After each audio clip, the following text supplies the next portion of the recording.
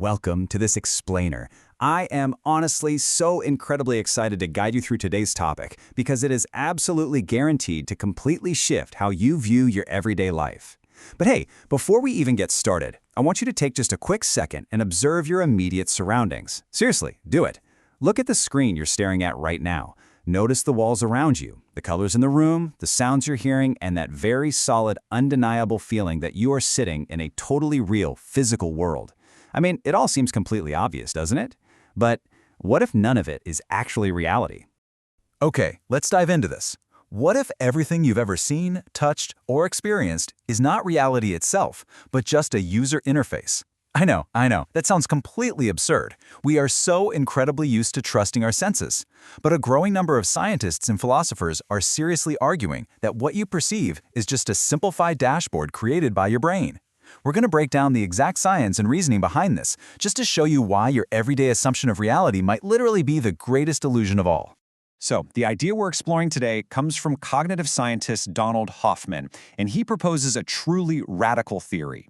He suggests that evolution did not actually shape our senses to reveal objective reality.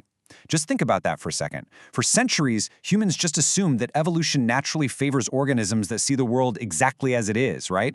Because knowing the truth seems like it would be incredibly useful for staying alive. But Hoffman argues that our perception is not reality itself. It's just an interface. It's a biological dashboard designed to help us navigate, not to show us the fundamental truth of the universe. Section 1. The desktop interface analogy. And this brilliantly illustrates exactly what Hoffman means. Imagine you're using a computer. You've got your desktop interface, folders, icons, a little trash bin, the whole shebang. When you drag a file into that trash bin to delete it, you don't think the file literally moved into a tiny physical garbage can inside your computer, right? Of course not. The icon is incredibly useful precisely because it hides the unbelievably complicated reality underneath. Now contrast that with the actual underlying reality. Billions of transistors, electrical signals, and machine code. The interface isn't the reality, it's just a simplified tool that allows you to interact with it. And Hoffman is arguing that human perception works in the exact same way. According to this theory, the everyday things you interact with are basically just icons on your biological desktop. The physical chair you're sitting on, the vibrant color blue, the vastness of space itself, and even the feeling of time passing. They might simply be practical, useful icons your brain creates.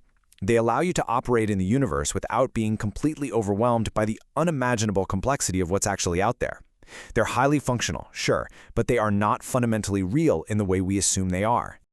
Section 2. Survival versus absolute truth. So, the crucial point is, why on earth would our brains hide the truth from us?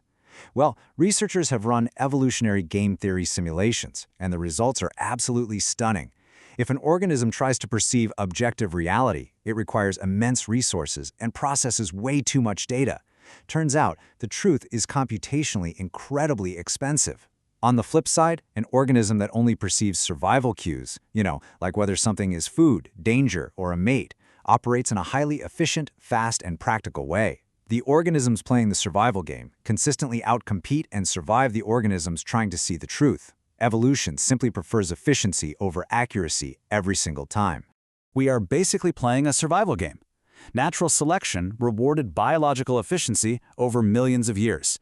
It shaped our senses to be less like a high-fidelity, perfect photograph of reality, and much more like a streamlined video game. I mean, if a creature only needs to know how to avoid getting eaten and how to find food, wasting biological energy on perceiving the deepest truths of quantum physics or objective reality would actually be a huge evolutionary disadvantage. Section 3. How your brain lies. Now, if you're still a little skeptical that you aren't seeing true reality, let's look at some highly relatable physiological facts. Your biological hardware is constantly inventing and filtering what you perceive. For instance, you actually have a physical blind spot in each eye where the optic nerve connects. But you never see two black holes hovering in your vision, do you? Nope, because your brain basically just hallucinates what's missing and fills it in. We're also entirely susceptible to optical illusions. Our memories actually change every single time we recall them. And think about this one. Colors do not literally exist out there in the world. Only invisible wavelengths of electromagnetic radiation exist out there. Which brings us to this incredibly powerful thought. Color happens inside your mind. Reality is already being edited before you become aware of it. The world you experience is essentially constructed inside a massive biological editing room. Your brain receives raw, chaotic data and neatly translates it into a colorful, coherent picture that you can easily understand and interact with. You aren't experiencing the world directly, you are experiencing your brain's customized interpretation of the world. Let's move to Section 4 and see how this builds into the animal kingdom and physics.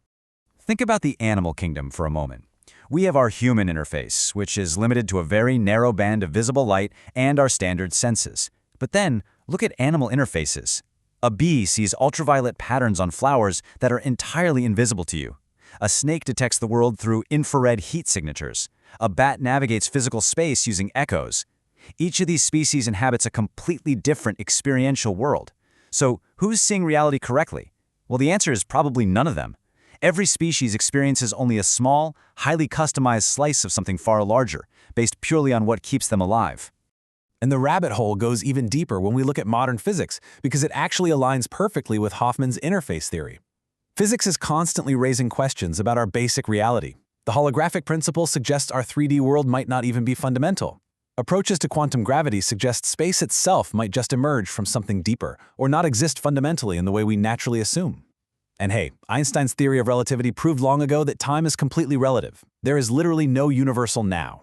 Some physicists even argue the flow of time is just an illusion generated by the brain. So yeah, physics agrees. Your biological interface is hiding the true mechanics of the universe.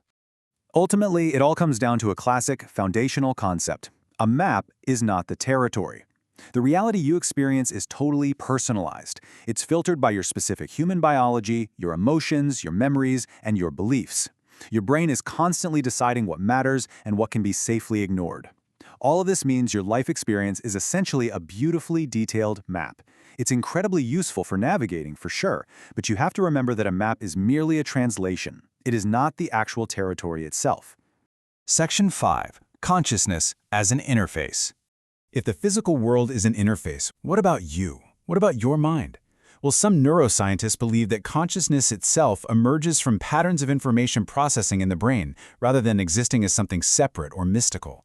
And if that's true, it means your very sense of being a self, your core identity, your vivid experiences, even that inner voice you hear in your head right now, could just be another layer of the biological dashboard. It's a powerful, useful feature built in to help the organism function, but not necessarily a fundamental property of the universe. Now, what's really interesting about this is, does this mean reality is fake? No, not exactly. The reassurance here is that there is almost certainly something real out there outside of our perceptions. Hoffman isn't saying the universe doesn't exist. He's saying that the universe you have known your entire life is real, but only in the exact same way that the file icon on your computer is real. It's absolutely necessary, it's highly meaningful, and you interact with it daily. We just don't experience the underlying code directly. Section 6. The final question.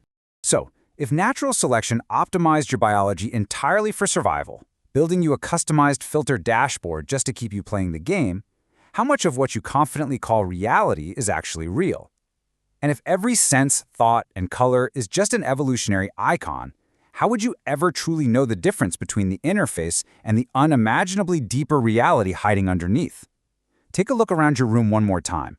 It might never look the same again. Thank you so much for joining me for this explainer, and keep questioning everything.